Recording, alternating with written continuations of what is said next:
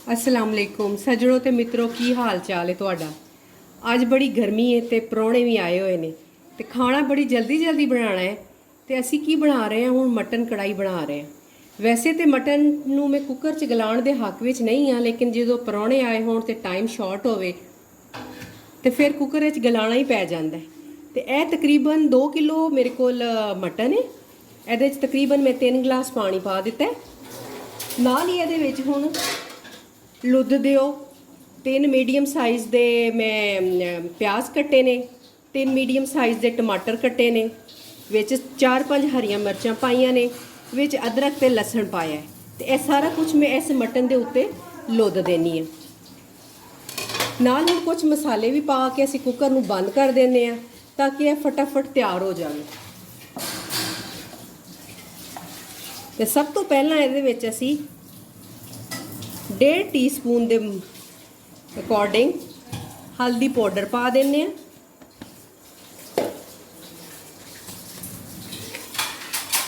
3-4 लौंग पा देनी क्योंकि ये खड़े मसाले वाली कढ़ाई बन रही है। ਇਹਦੇ ਵਿੱਚ ਅਸੀਂ 2 मोटी इलाची पा देने।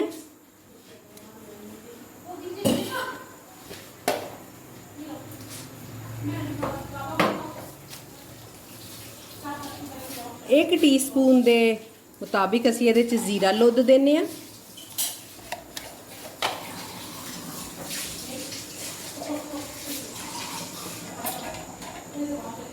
ते तकरीबन 1.5 टीस्पून ये नमक भी सुट दिओ। यह सारा कुछ असी ये सुट दिता है। तो 1-2 पीस असी दालचीनी के भी विच सुट देने।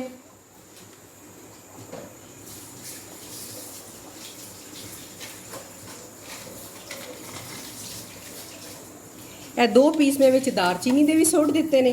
तो चलो जी हुण कुकर नूं असीं बंद कर देने आ ते इंतज़ार करते हैं इहदियां सीटियां कदों वजणगियां।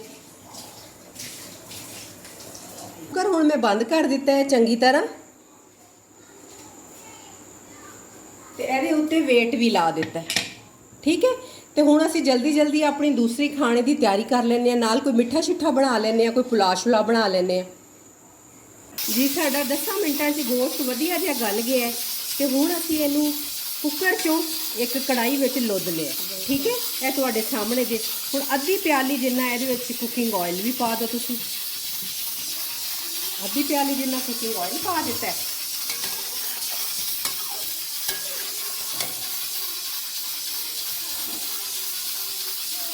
ते यह हुण 1.5 टीस्पून जिन्ना असीं खुश्क धनिया जिहड़ा ना यह भी इहदे च पा दिता है ताकि जिहड़ी वधिया जी खुशबू आवे, जदों खाइए ते विचों खुशबू आवे।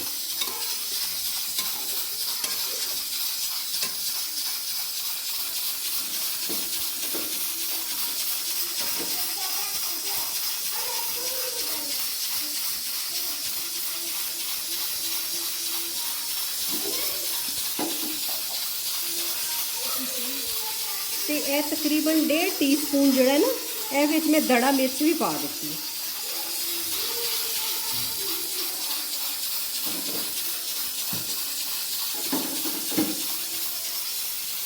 ਇਹ 2 ਮਿੰਟ ਹੁਣ ਅਸੀਂ ਇਹਨੂੰ ਭੁੰਨ ਲਾਵਾਂਗੇ। 2 ਮਿੰਟ ਭੁੰਨ ਲਾਣ ਤੋਂ ਬਾਅਦ ਫਿਰ ਅਸੀਂ ਵਿੱਚ ਅੱਧੀ ਪਿਆਲੀ ਜਿਹੜੀ ਹੈ ਉਹ ਦਹੀਂ ਦੀ ਵੀ ਪਾ ਦਾਂਗੇ।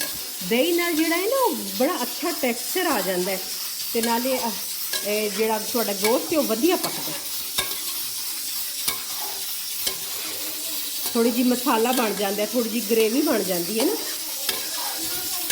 खाली खाली बोटियां नहीं रह जांदियां।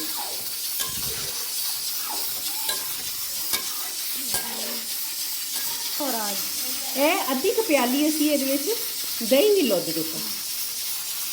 दही लुद्ध के तो हुण असीं इहनूं 10 मिनट वास्ते भुनी ला लैंदे आं।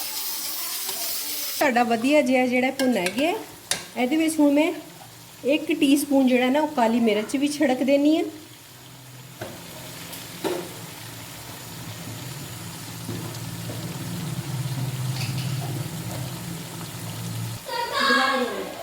यह गोश्त साडा वधिया जिहा भुने गया। हुण 1 टीस्पून जिहड़ी है ना इहदे विच मैं काली मिर्च छिड़क देनी है ते 1 ही टीस्पून जिहड़ा ना इह गरम मसाला भी पा देनी है। ते यह जिहड़ी बची हुई यखनी सी ना यह मैं इहदे विच लुद्ध देनी है ताकि थोड़ी जी ग्रेवी बन जाए। बस इनू 5 मिनट दम ते रखना है ਤੇ ਸਾਡੀ ਮਟਨ ਕੜਾਈ ਜਿਹੜੀ ਹੈ ਨਾ ਵਧੀਆ ਜਿਹੀ ਉਹ ਤਿਆਰ ਹੋ ਜਾਂਦੀ। ਭੈਣੋ ਇਹ ਦੇਖੋ ਜੀ ਸਾਡੀ ਮਟਨ ਕੜਾਈ ਦੀ ਰੈਸਿਪੀ ਤਿਆਰ ਹੋ ਚੁੱਕੀ ਹੈ। ਤਿਆਰ ਕਰਕੇ ਮੈਂ ਇਹਨੂੰ ਇੱਕ ਬਾਉਲ ਵਿੱਚ ਕੱਢ ਲਿਆ ਤੇ ਹੁਣ ਮੈਂ ਆਪਣੇ ਮਹਿਮਾਨਾਂ ਨੂੰ ਸਰਵ ਕਰਾਂਗੀ। ਤੇ ਤੁਸੀਂ ਵੀ ਅੱਜ ਹੀ ਬਣਾ ਲਓ, ਤੁਹਾਡੇ ਕੋਲ ਮਟਨ ਤੇ ਪਿਆ ਹੀ ਹੋਏਗਾ, ਬਣਾਓ ਤੇ ਆਪ ਵੀ ਖਾਓ ਤੇ ਆਪਣੇ ਘਰ ਵਾਲਿਆਂ ਨੂੰ ਵੀ ਖਿਲਾਓ ਤੇ ਸਦਾ ਖੁਸ਼ ਰਹੋ। ਤੇ ਮੇਰੇ ਚੈਨਲ ਨੂੰ ਸਬਸਕ੍ਰਾਈਬ ਕਰੋ ਤੇ ਵੀਡੀਓਜ਼ ਨੂੰ ਲਾਈਕ ਕਰੋ। ਸ਼ੁਕਰੀਆ।